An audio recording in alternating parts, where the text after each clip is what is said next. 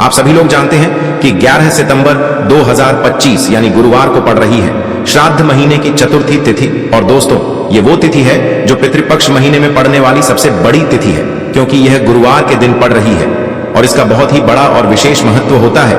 पूज्य गुरु जी ने कहा है, अगर कभी भी मौका लग जाए और पितृपक्ष महीने की चतुर्थी तिथि गुरुवार को पड़ जाए तो आप लोगों को एक तुलसी दीपक वाला उपाय तो अवश्य ही करना चाहिए। इन दोनों का संयोग बहुत ही कम आता है। और दोस्तों, पूज्य गुरु जी ने अपनी शिव महापुराण की कथा में बताया है, इस दिन आपको एक दीपक वाला उपाय तो अवश्य ही करना चाहिए, क्योंकि ऐसा दिन पूरे साल में सिर्फ एक ही बार आता है।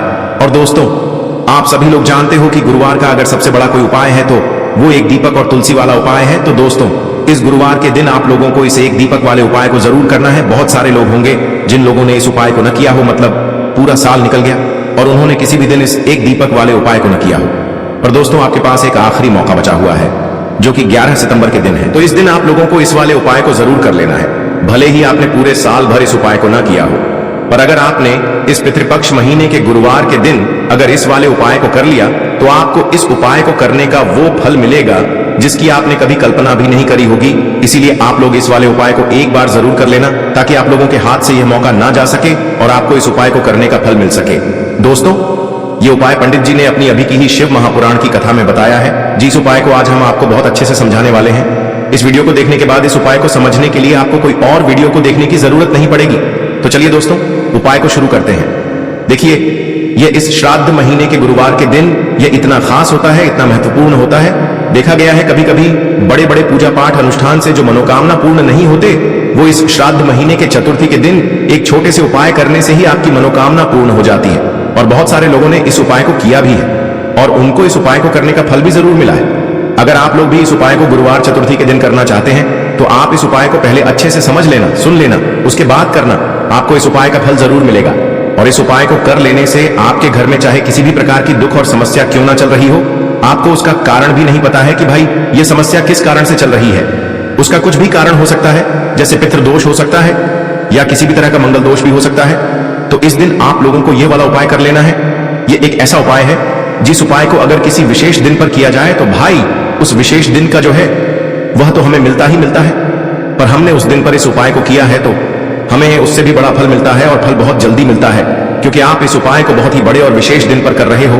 तो चलिए अब उपाय के बारे में बात करते हैं, लेकिन उससे पहले आप लोगों को यह जानना आवश्यक है कि आखिर यह उपाय किस समय करना है, किसको करना है और कैसे करना है। तो चलिए हम आगे आपको वीडियो में एक एक करके बता देते हैं। लेकिन उससे पहले अगर आप लोग हमारे चैनल पर नए हैं तो हमारे चैनल को सब्सक्राइब कर लेना और इस वीडियो को लाइक करके कमेंट बॉक्स में श्री शिवाय नमस्तुभ्यम ओम नमः शिवाय जरूर टाइप कर देना। और अपने फायदे के लिए, गरीबी दूर करने के लिए इस वीडियो को पूरा देख कर जाना, तभी आपको लाभ की प्राप्ति होगी। यदि आज आपने वीडियो को बीच बीच में से देखा, काट काट कर देखा, तो आपको जीवन में कभी सफलता हासिल भी नहीं होगी। तो दोस्तों, इस एक दीपक वाले उपाय को हमें इस बुधवार के दिन कैसे करना है, किसको करना है, किस समय करना है और कहां पर करना है, ये सारे सवालों के जवाब आपको इस वीडियो में मिल जाएंगे।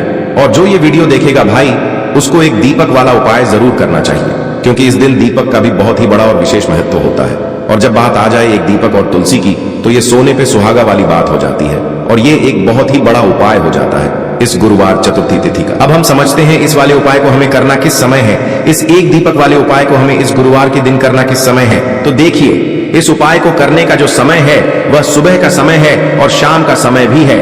अब देखिए, यहां पर हम मुख्य रूप से सुबह का समय नहीं बोलेंगे, क्योंकि 11 सितंबर गुरुवार चतुर्थी का दिन है और इस दिन प्रदोष काल के समय का बहुत महत्व होता है। बाकी अगर सुबह के समय भी करेंगे तो भी अच्छा होगा, उसमें कोई भी दिक्कत वाली बात नहीं है। तो चलिए जानते हैं इस विशेष उपाय के बारे में। लेकिन उससे पहले एक प्रार्थना, अगर आप इस चैनल पर नए हैं तो आप इस वीडियो को लाइक करें, चैनल को सब्सक्राइब करें और कमेंट बॉक्स में आप अपनी राशि या अपना नाम जरूर डाल दें, क्योंकि हम राशि से जुड़ा भाग्य भी बताते हैं और भाग्य में चल रही परेशानियों को दूर करने के लिए वह आसान से आसान उपाय भी बताते हैं। तो चलिए अब हम अपने सबसे पहले उपाय की बात कर लेते हैं। देखिए, हम सभी के घरों में माता तुलसी का पौधा अवश्य ही होता है। तो देखिए, हमें तुलसी जी के पौधे से सबसे पहले तो 3 पत्ते तोड़ने हैं। देखो, एकादशी वाले दिन आपको तुलसी के पत्ते नहीं तोड़ने हैं। तो देखिए, तुलसी जी के आपको 3 पत्ते तोड़ लेने हैं और इन तुलसी जी के पत्तों को तोड़ने के बाद आपको एक चुटकी हल्दी भी अपने साथ में लेनी है। हल्दी के अंदर आपको जल मिलाकर के पेस्ट के रूप में तैयार करना है और इसी के साथ में आपको एक दीपक भी लेना होगा। दीपक आप मिट्टी का भी ले सकते हैं, आटे का भी ले सकते हैं और इस दीपक में आपको शुद्ध घी डाल करके इसमें आपको लंबी रुई की बाती का प्रयोग करना है। देखिए दोस्तों, आपके पास है 3 तुलसी जी के पत्ते हैं। तो पहला जो तुलसी जी का पत्ता है उस पर आपको सबसे पहले तो जो आपने हल्दी ली है उसकी एक बिंदी लगानी है। और पहला जो तुलसी जी का पत्ता है, आपके घर में भगवान विष्णु का चाहे कोई सा भी स्वरूप हो, चाहे लड्डू गोपाल जी का स्वरूप हो, या फिर भगवान कृष्ण की आपके मंदिर में प्रतिमा हो, या फिर भगवान श्री राम की प्रतिमाएं, उनके सामने आपको पहला तुलसी जी का पत्ता अर्पित करना है।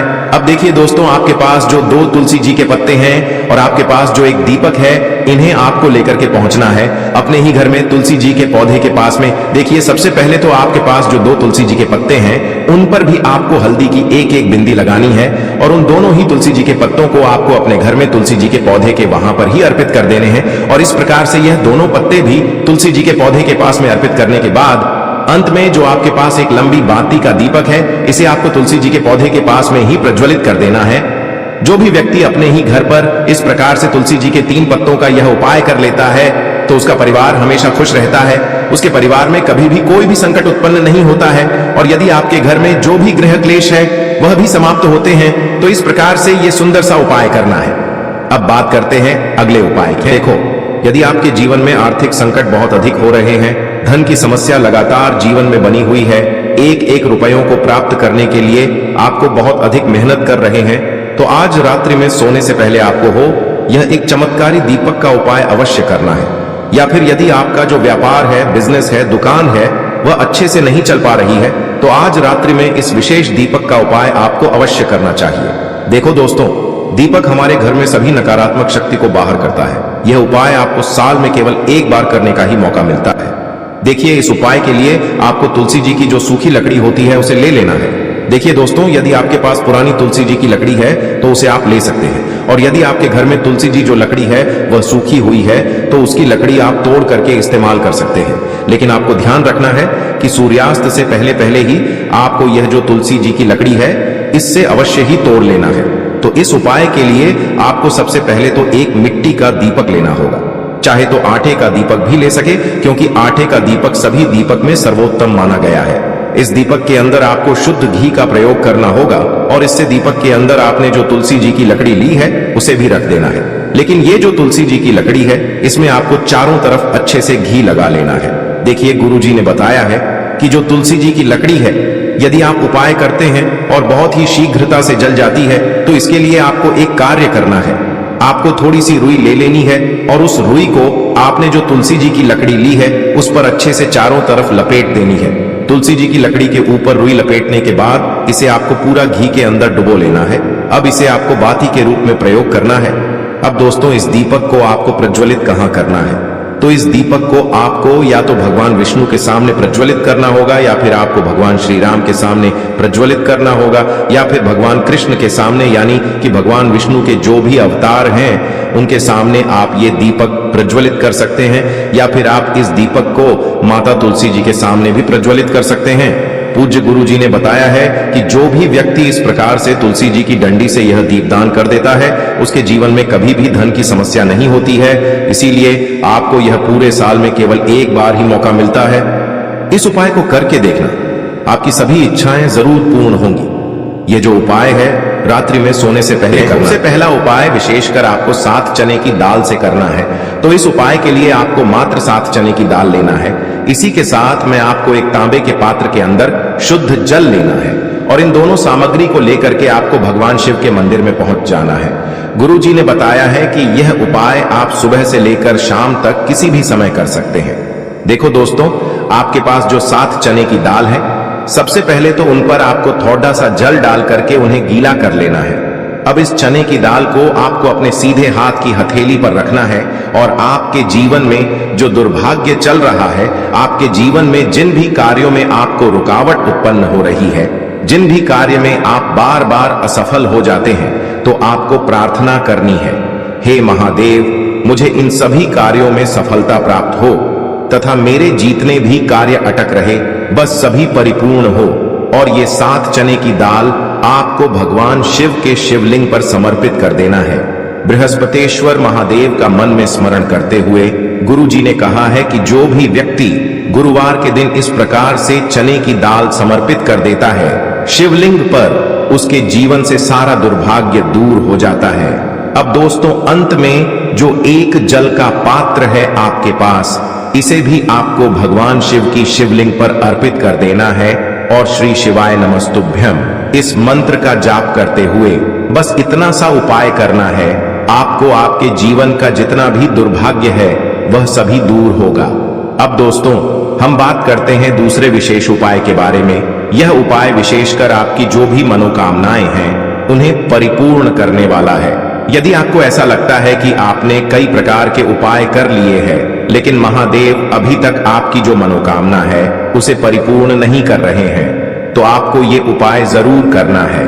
देखिए, इस उपाय को करने के लिए मात्र आपको एक गुड़ का टुकड़ा लेना है। इसी के साथ मैं आपको एक तांबे के पात्र के अंदर शुद्ध जल लेना है। देखिए, गुरुवार के दिन यदि हम गुड़ वाले जल से उपाय करते हैं तो बहुत ही चमत्कारी माना जाता है और इससे जो हमारा बृहस्पति ग्रह है वह भी मजबूत होता है। बृहस्पति ग्रह यदि हमारा मजबूत होता है तो हमें कभी भी जीवन में धन संपदा की कमी नहीं होती है। हमारे जीवन में जो दुर्भाग्य होता है वह भी सौभाग्य में बदल जाता है।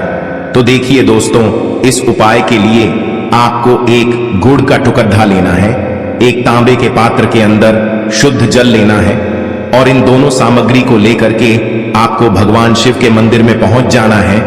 अब दोस्तों, इसे गुड़ के टुकड़े को आपको उससे जल के पात्र के अंदर डाल देना है और गुड़ से युक्त जल आपको तैयार कर लेना है।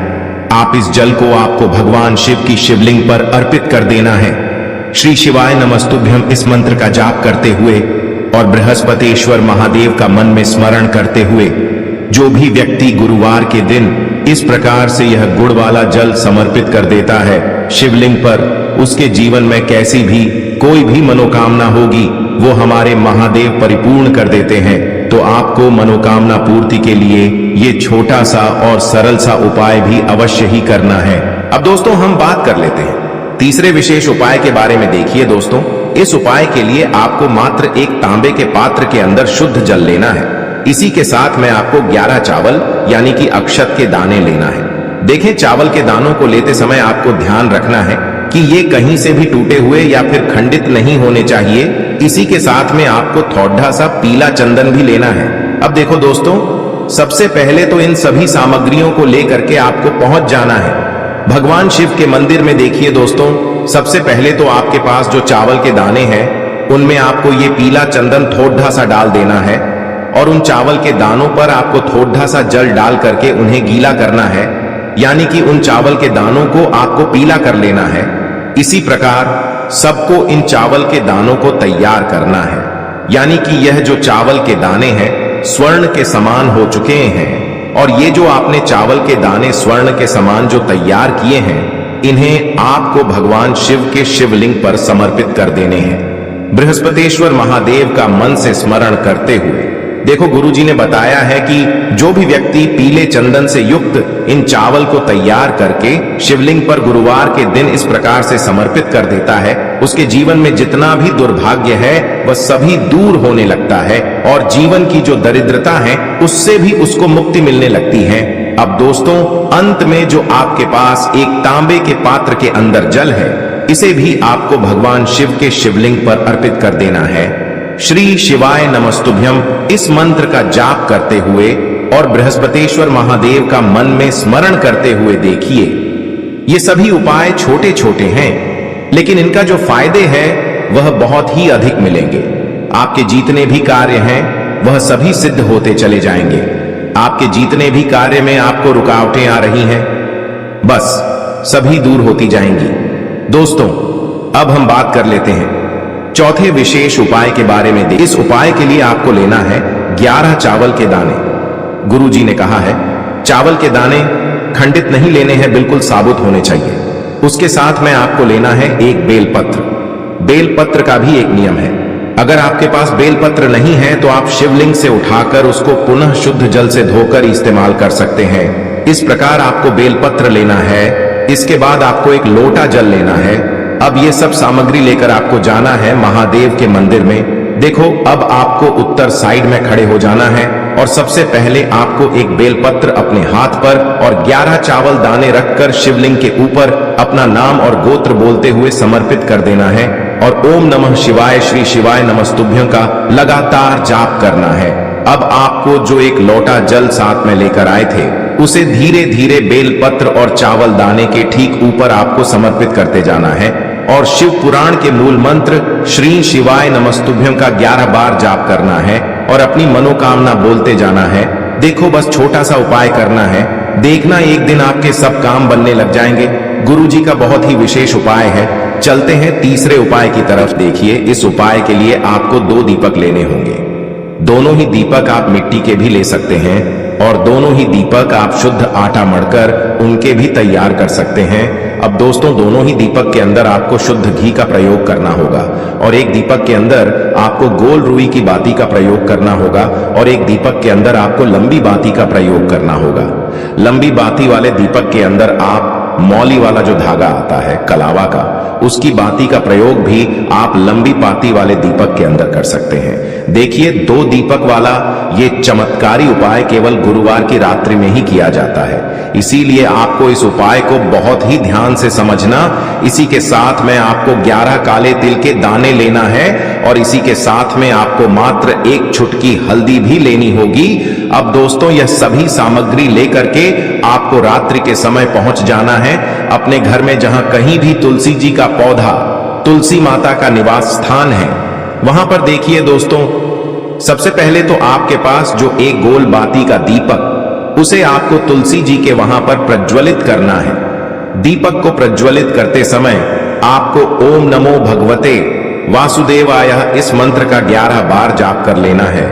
अब देखिए दोस्तों, आप जो 11 काले तिल के दाने लेकर के आए हैं उन्हें आपको अपने सीधे हाथ में रखना है और जो आपने गोल बाती वाला दीपक प्रज्वलित किया है माता तुलसी जी के वहां पर, उसके ऊपर से आपको इन 11 काले तिल को घड्डी की दिशा में घुमाना है। आपको अपना नाम और अपनी गोत्र को बोल देना है और फिर आपको इन काले तिल को उससे जलते हुए दीपक के अंदर डाल देने हैं। देखिए, काले तिल भगवान विष्णु के पसीने से उत्पन्न हुए हैं और जब भी हम यह दीपक गुरुवार की रात्रि में प्रज्वलित करते हैं तो इससे हमें हमारे कर्ज में राहत मिलती है, हमारे जीवन में धन प्राप्ति के नए नए मार्ग खुलते हैं, हमारा अगर कोई भी कार्य रुका हुआ है तो वह भी परिपूर्ण होता है। देखिए, गोल बाती का जो दीपक है विशेषकर हम माता तुलसी के वहां पर भगवान विष्णु और माता लक्ष्मी के निमित्त प्रज्वलित कर रहे हैं, क्योंकि गुरुवार का जो दिन है वह विष्णु भगवान और माता धन लक्ष्मी को समर्पित होता है। इस प्रकार से आपको ये दीपक प्रज्वलित कर देना है। अब जो आपके पास लंबी बाती का दीपक है, 1 चुटकी हल्दी है, तो इससे आपको लेकर के पहुंचना है अपने घर के मंदिर में। आपके घर के मंदिर में माता लक्ष्मी की जो भी प्रतिमा ही मूर्ति है उनके सामने सबसे पहले तो आपको ये लंबी बाती का दीपक रखना है, फिर आपको दीपक को प्रज्वलित कर देना है। दीपक को प्रज्वलित करते समय आपको ओम महालक्ष्मी नमः इस मंत्र का जाप करते रहना है।